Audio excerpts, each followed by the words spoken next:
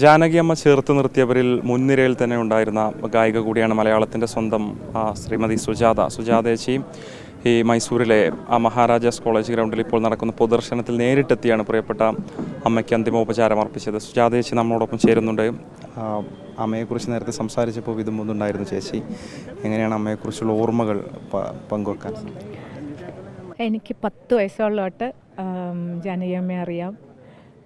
ദാസേട്ടൻ്റെ കൂടെ പാടിയിരുന്ന സമയത്ത് ജാനകി അമ്മ, വാണിയമ്മ, ദാസേട്ടൻ, അതിൻ്റെ കൂടെ ഇവരുടെയൊക്കെ കൂടെ ഞാനും ഉണ്ട്. ജയൻ ചേട്ടനുണ്ട് ആ ഷോയിന്. കേരള ഗവൺമെൻറ് നടത്തിയ ഒരു സേവിങ് സ്കീമോ അങ്ങനത്തെ ഒരു ഷോ എല്ലാ ഡിസ്ട്രിക്റ്റും ഞങ്ങൾ പാടി. അപ്പോൾ ജാനകി അമ്മയുടെ കൂടെ ഇവരെല്ലാ സ്റ്റേജിലും ഡിസ്ട്രിക്ട്സിലും ഞാനും ഉണ്ടായിരുന്നു പാടാൻ. അപ്പോൾ അന്ന് തൊട്ട് ജാനകി അമ്മയ്ക്ക് അറിയാം. പിന്നെ നമ്മൾ പാടാൻ തൊട്ട് ഞങ്ങൾ കൊച്ചിയിലായിരുന്നല്ലോ, അത് കഴിഞ്ഞ് പാടാൻ ഞങ്ങൾ ചെന്നൈയിൽ വന്നതിന് ശേഷം പിന്നെ ഞാൻ എൻ്റെ കരിയറായിട്ട് ബിസിയായി. പക്ഷേ ഇപ്പോൾ ഈ ലാസ്റ്റ് 2 ഇയേഴ്സായിട്ട് ജാനകി അമ്മയായിട്ട് ഭയങ്കര അടുപ്പമായി. അത് ആക്ച്വലി ശ്വേത വഴിയാണെന്ന് തന്നെ പറയാം. കാരണം ജാനകി അമ്മയെ കാണാൻ വേണ്ടി ഞങ്ങൾ ഹൈദരാബാദിൽ വെറുതെ കാണാൻ വേണ്ടി പോയപ്പോൾ ജാനകി അമ്മ പറഞ്ഞു, ഇങ്ങനെ എനിക്ക് 4 പാട്ട് ഞാൻ കമ്പോസ് ചെയ്ത് ലിറിക്സ് എഴുതി വെച്ചിട്ടുണ്ട്, നീ പാടണം, എനിക്ക് പാടിത്തരണം എന്ന് പറഞ്ഞ് അത് കാരണം അങ്ങനെ അങ്ങ് അടുത്തു. എല്ലാ ചെറിയ ചെറിയ കാര്യങ്ങൾ എന്തൊക്കെയാണ് ചെയ്യേണ്ടത്, ഈ പാട്ടിൽ ഇൻസ്ട്രുമെൻറ്റ്സ് ആഡ് ചെയ്യേണ്ടതൊക്കെ ജാനകി അമ്മ ഈ 88 വയസ്സിലാണ് കേട്ടോ. ഇതൊക്കെ ഇപ്പം നടന്ന ഒരു 3 മാസം മുമ്പിലത്തെ കാര്യമാണ് ഞാൻ പറഞ്ഞത്. ഇതൊക്കെ ഇന്ന ഇൻസ്ട്രുമെൻ്റ് എനിക്ക് അവിടെ വേണം, നിൻ്റെ വോയിസ് മിക്സ് ചെയ്യുമ്പോൾ ഇങ്ങനെ ഇരിക്കണം, ഏത് മിക്സിനെ പറ്റിയൊക്കെ അറിയാം. എന്നിട്ടാണ് കേട്ടോ അതൊക്കെ ഷീസ് അപ് ടു ഡേറ്റ്. എന്നിട്ട് ശ്വേത എല്ലാ കാര്യങ്ങളും അപ്ഡേറ്റ് ആയിരുന്നല്ലോ. വളരെ വളരെ വളരെ ഞാൻ കമ്പ്യൂട്ടറിൽ വരയ്ക്കും. ഞാൻ ആദ്യം ഹൈദരാബാദിൽ കഴിഞ്ഞ വർഷം മുരളി ഉണ്ടായിരുന്നപ്പോൾ ഞങ്ങൾ കാണാൻ പോയപ്പോൾ ഞങ്ങൾ റൂമിലേക്ക് കയറുമ്പോൾ സെക്കൻഡ് അമ്മയുടെ ഫസ്റ്റ് ഫ്ലോറിലായിരുന്നു മുറി. അപ്പോൾ ഈ മറ്റേ ലിഫ്റ്റ് വെച്ച് ഉണ്ട്, ലിഫ്റ്റുള്ള വീടാണ്, കണ്ണാടി ലിഫ്റ്റാണ്. ഇങ്ങനെ ഞങ്ങൾ കയറുമ്പോൾ അമ്മ ഇങ്ങനെ ഇറങ്ങി വരണേ ആ ലിഫ്റ്റിൽ. ശരിക്കും ഈശോൻ്റെ ഇറങ്ങിയതല്ല, അതുപോലെ വെള്ള സാരി എടുത്ത് ഇങ്ങനെ ഇറങ്ങി ഇങ്ങനെ വന്നപ്പോൾ അയ്യോ ഞാൻ അവിടെ ഇന്ന് തന്നെ കരഞ്ഞു. എന്നിട്ട് ഞങ്ങൾക്ക് വന്ന് ഊട്ടി ചോറൊക്കെ തന്ന് ഭയങ്കര സ്നേഹക്കാരിയാണ്. അത് ആരാണെന്നൊന്നുമില്ല കേട്ടോ, നമ്മളിപ്പോൾ പാടുന്ന ആളതൊന്നുമല്ല, ആരാണെങ്കിലും വലിപ്പം ചെറുപ്പം ഇല്ലാതെ ഒരേപോലെ അമ്മയ്ക്ക് അറിയാം ആരെ സ്നേഹിക്കണമെന്ന്. അവരെ പിന്നെ അമ്മ കൈവിടില്ല. രോഗങ്ങളൊക്കെ തന്നെ അമ്മയെ അലട്ടിയിരുന്നെങ്കിലും തിരിച്ചു വരുമെന്നുള്ളൊരു പ്രതീക്ഷയൊക്കെ തന്നെ ഉണ്ടായിരുന്നല്ലോ ഇവിടെ. ഇപ്പം പല ആളുകളും വന്ന് സംസാരിച്ചപ്പോഴൊക്കെ അത് പറയുന്നത് she was sick from a very long time. ഹാർട്ടിന് പ്രശ്നം ഉണ്ടായിരുന്നു. എനിക്ക് തോന്നുന്നു ഹാർട്ട് സ്റ്റെൻറ്റോ എന്തോ കുറേ വർഷം മുമ്പേ. പിന്നെ ഭയങ്കര സിവിയർ ആസ്മ പേഷ്യൻ്റാണ്. ഈ ആസ്മ വെച്ചിട്ടാണ് ഇത്രയും 4 ലൈനൊക്കെ ഒരുമിച്ച് പാടുന്നത്.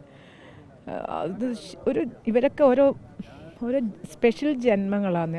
ഒന്നും നമുക്ക് സംസാരിക്കാൻ തന്നെ നമ്മൾ ഇവരെ പറ്റിയൊന്നും സംസാരിച്ചതിൻ്റെ കൂടെ ഈ കാര്യങ്ങൾ, കാരണം അതൊക്കെ അതിന് വേണ്ടി അയച്ച ആൾക്കാരാണ്. ലാളിത്യത്തെക്കുറിച്ച് പറയുമ്പോൾ മലയാളികൾക്ക് എന്നും അമ്മയുടെ മുഖമാണല്ലോ ഓർമ്മ വരിക. താരാട്ട് പാട്ടുകളിൽ അനശ്വരമാക്കിയ നിരവധി ഗാനങ്ങൾ മലയാളിയെ സംബന്ധിച്ച് അമ്മ പാടിയിട്ടുണ്ടല്ലോ. ഇപ്പോൾ താരാട്ട് പാട്ടിൻ്റെ പറഞ്ഞപ്പോഴാണ് മലർക്കൊടി പോലെ എന്ന് പറഞ്ഞൊരു പാട്ടുണ്ട്, കേട്ടിട്ടുണ്ടോ? മലർക്കൊടി പോലെ എന്ന് പറഞ്ഞൊരു സലീൽ ചൗധരിയുടെ പാട്ടാണ്. അയ്യോ അത് കേൾക്കണം. ഇപ്പോൾ നിങ്ങളത് പറഞ്ഞപ്പോഴേ പെട്ടെന്ന് ഓർമ്മ. ഞാൻ ബാബുക്ക ജാനകി അമ്മയുടെ നിൽക്കുമായിരുന്നു കാലത്തോട്ട്. ഇപ്പോൾ പറഞ്ഞപ്പോഴയ്യോ ആ പാട്ട് എന്തൊരു പാട്ടാന്ന് പറയുമ്പോൾ, അതൊക്കെ നമ്മൾ സ്റ്റേജിൽ പാടുമ്പോൾ വെള്ളം കുടിക്കണം. നമ്മൾ ശരിക്കും വെള്ളം കുടിക്കും നിന്ന് പാടുമ്പോൾ. കേൾക്കുമ്പോൾ ഒന്നുമില്ല, പക്ഷെ ഭയങ്കര പ്രയാസം പാടാൻ. അങ്ങനെ വെറൈറ്റികൾ പാടി വെച്ചേക്കണം. എന്തൊക്കെ വെറൈറ്റിയാണ്. ഇപ്പം സന്ധ്യയിൽ കൊടുത്തേക്കണ ആക്സെൻറ്റ്, ഓരോരോ കാര്യത്തിൽ നമുക്ക് പഠിക്കാൻ ഓരോരോ കാര്യങ്ങളുണ്ട്. അതൊക്കെയാണ് അപ്ലൈ ചെയ്യണേ അടുത്ത ജനറേഷൻ. ഞാനൊക്കെ അതിന് കുറേ കടം എടുത്തിട്ടാണ് ഈ ഒരു പാട്ട് കിട്ടുമ്പോൾ ജാനകി അമ്മയും സുശീലമ്മയും എങ്ങനെയായിരിക്കും ഇത് പാടണേന്ന് മനസ്സിൽ വരും നമുക്ക്. ചില വാക്കുകൾ, എക്സ്പ്രഷൻസൊക്കെ അതൊക്കെ ആണ് നമ്മൾക്ക് പറഞ്ഞു കേട്ടിട്ടുണ്ട്. മലയാളി അല്ലെങ്കിലും മലയാള പാട്ടുകൾ പഠിക്കുന്ന സമയത്ത് അതിൻ്റെ അക്ഷരസ്ഫുടത ഉൾപ്പെടെ കൃത്യമായി പഠിച്ചിട്ടാണ് പാട്ട് പാടാറുള്ളത്. അത് അമ്മ തന്നെ ഏതോ, എനിക്ക് പെട്ടെന്ന് ഓർമ്മ വരണില്ല, അമ്മ തന്നെ ഏതോ ഒരു ലിറിക്സ് കറക്റ്റ് ചെയ്തിട്ടുണ്ടെന്ന് ഇത്തവണ വന്ന് ഞങ്ങൾ കണ്ടപ്പോൾ പറഞ്ഞിരുന്നു. അത് അങ്ങനെ പിരിക്കാൻ പാടില്ല. എനിക്കൊന്ന് സലിതായുടെ അടുത്ത് തന്നെയാണ് തോന്നുന്നു, ഏതോ പാട്ട് പറഞ്ഞു കൊടുത്തപ്പോൾ അവിടെ അങ്ങനെയല്ല പിരിക്കേണ്ട വാക്ക്, അടുത്ത വാക്ക് വന്നിട്ട് പിരിക്കാമെന്ന് അദ്ദേഹത്തിന് അമ്മ പറഞ്ഞു കൊടുത്തു എന്ന്. അപ്പം അത്രയും എല്ലാ നല്ലോണം എഴുതും പാട്ട്. നല്ല ഷീ റൈറ്റ്സ് ഇൻ ഹിന്ദി ലാംഗ്വേജിൽ എഴുതിയ പാട്ടാണ് ഇവൾക്ക് ഒന്ന് കൊടുത്ത് പാടാൻ. പിന്നെ കമ്പോസ് ചെയ്യും. ഒരു ഓൾറൗണ്ടർ. അതിൻ്റെ കൂടെ രസമായിട്ട് സംസാരിക്കും. ഒരു നെഗറ്റിവിറ്റി ഇല്ല. ഫുൾ പോസിറ്റീവായിട്ടൊരു നമ്മുടെ കൂടെ എഴുതാൻ നമുക്കിങ്ങനെ എനർജിയാണ് തിരിച്ച് പോകുമ്പോൾ. പാട്ടും സംസാരിച്ച് കഴിയുമ്പോൾ തിരിച്ച് നമ്മൾ ഒരുപാട് ടേക്ക് അവേ ആയിട്ടായിരിക്കും നമ്മൾ പോണത്. ഓഫ് കോഴ്സ് അങ്ങനെ എന്തൊക്കെ പറയാം. അതിന് അമ്മയ്ക്ക് കൊടുക്കാവുന്ന പേരുകൾ ഡിവൈൻ സിംഗർ, എക്സ്പ്രഷൻസ്, അങ്ങനെ എത്ര പേരുകൾ കൊടുക്കാമല്ലേ.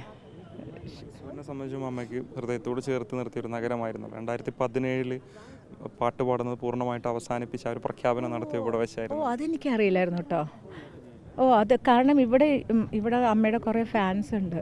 അപ്പോൾ അവർ മുരളിയുടെ ഫ്രണ്ട്സാണ്. അപ്പോൾ അവർ അമ്മ ഇപ്പോൾ മുരളി പോയതിന് ശേഷം പൊന്നുപോലെയാണ് നോക്കുന്നത്. ഞങ്ങൾ കഴിഞ്ഞോടെ വന്നപ്പോൾ അവർ ഓരോ ആൾക്കാരും മാറി 2-3 പേര് അമ്മയടുത്ത് വന്നിങ്ങനെ എവറി 10 minutes ഇങ്ങനെ ഓരോന്ന് വന്ന് ചോദിച്ചുകൊണ്ടിരിക്കുന്നുണ്ട്. അമ്മ വാസ് വെരി എന്താ പറയുക, അവരുടെ അടുത്ത് ഭയങ്കര ഫ്രീ ആയിരുന്നു.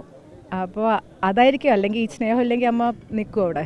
എനിക്കിവിടെ തന്നെ, ഞാൻ ഇവിടെ നിന്ന് പോവില്ല എന്നാണ് പറഞ്ഞത് ഞങ്ങളുടെ അടുത്ത്. അപ്പോൾ ഞങ്ങൾ ഇപ്പോൾ ചിത്ര ഞാൻ കാലത്ത് സംസാരിച്ചപ്പോൾ പറഞ്ഞു, ചിത്ര ചിലപ്പോൾ ഞാൻ അടുത്ത മാസം വരാൻ നിൻ്റെ അടുത്ത്. എനിക്ക് അങ്ങനെ എവിടെയും പോകണമെന്ന് പറഞ്ഞിരുന്നില്ല. അപ്പോൾ ചിത്ര പറഞ്ഞു ഒന്ന് ഒരു അമ്മ ഒരു ചേഞ്ച് ആയിരിക്കുമല്ലോ എന്ന് പറഞ്ഞിട്ട് പറഞ്ഞു.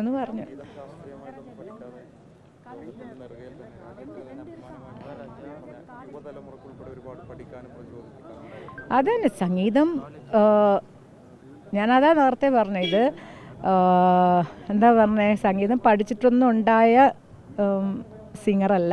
മോളൊന്ന് വിട്ടേക്ക്, ദിസ് ഈസ് യുവർ എന്നാ പറഞ്ഞ ലൈഫ്, ഇതാണ് നിനക്ക് വിധിച്ചിട്ടുള്ളത്, പോയി പാടിയിട്ട് വാ, ആൾക്കാരെ സുഖിപ്പിച്ചിട്ട് വാന്ന് പറഞ്ഞ് അനുഗ്രഹിച്ച് അയച്ചേക്കാണ്. അത് വന്നു.